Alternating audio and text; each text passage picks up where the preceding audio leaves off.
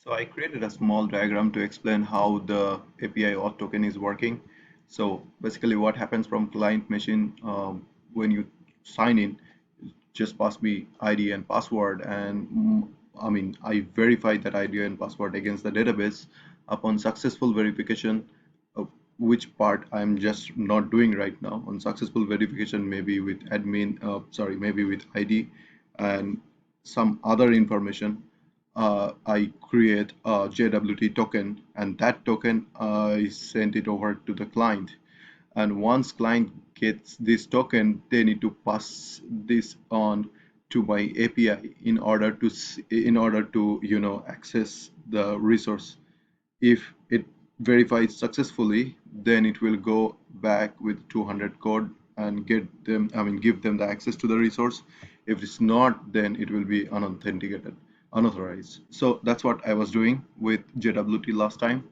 And now the main part is I just distributed all my folders and different files. Okay, so right now I have been doing this scratchpad on a single file, the whole thing I was writing. Okay, so it looks ugly and not maintainable. It looks like real bad.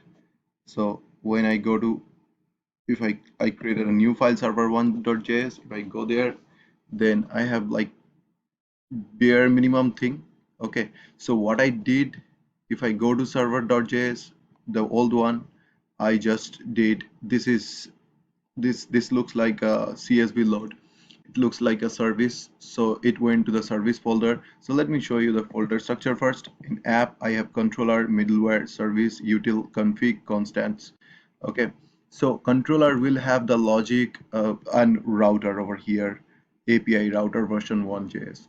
So router has only the route logic, this much, and inside this function is controller's duty. It went to controller. Similarly, router this much is the logic of route, and the other part went to controller. Okay, likewise the other route as well. So if I go to any route, so only the routes are here, and rest of the logic went to controller. Okay, so I have two right now: count, age group, and retrieve recent trip data. And then similarly, get auth token has one controller which is doing the same thing, which wrap the logic inside this. And then I am exposing those controllers over here in index file, and I'm pulling down that index file from here. Similarly, I created middleware. If I go to JSON verify, so one middleware, okay, I pulled it over here, and I expose this middleware through my index file, and I pull down this middleware over here. Similarly with the services, I have a catch service which has just a catch, set trip data, get trip data, and then like other services, I have station trip service has like that big code which I was returning a promise for after loading, while loading the read stream. So that went here, and the set get promise went here. So I distributed it in different files and folders. And if I do like this right now, node server one, let's see what happens. If I go here, and if I try to, first let me try to get an auth token. So it gave me a auth token. If I copy this, I already copied that. So if I paste it over here, it's returning me the result perfectly. And if I don't have a token, then it will say no token supplied. If I had a bad token like this, it will tell me that please plus a valid token. So everything works as expected.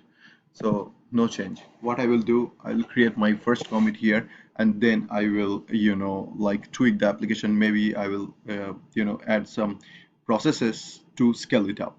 Okay, so what I need to do right now, I let me commit first. Just hold on, I will come back with the video. So this will be my first commit. Um, I just ignored node module and VS Code. So if I push it, okay, and then I just real quick created a repository up there on my GitHub account, and then I'm just pushing my code changes to the master branch.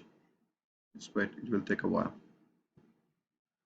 So I had to ignore this large file to in order to upload this in my Git repository.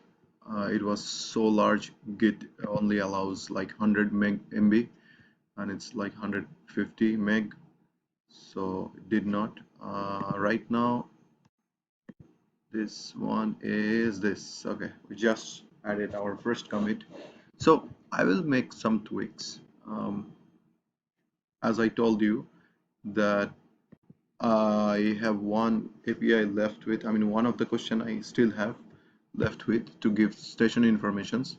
And another thing is I want to show that how to improve this application. So now um, what I want to do is my application is like this right now. It has one API instance which is listening to the client and serving me data back. But I have a multi-core machine, 8-core machine.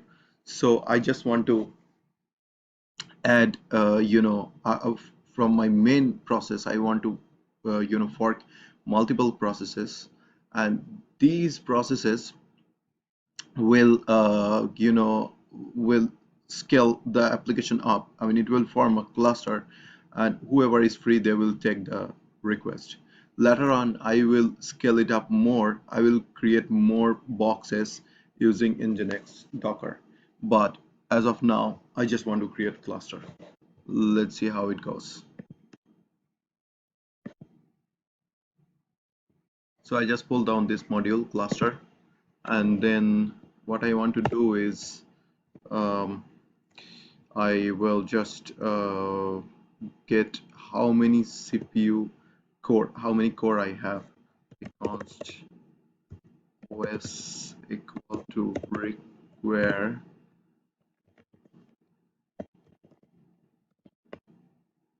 OS, and then what I want to do is const num CPU, so that will be equal to OS dot CPUs. Okay, yeah, dot length, I think, yeah,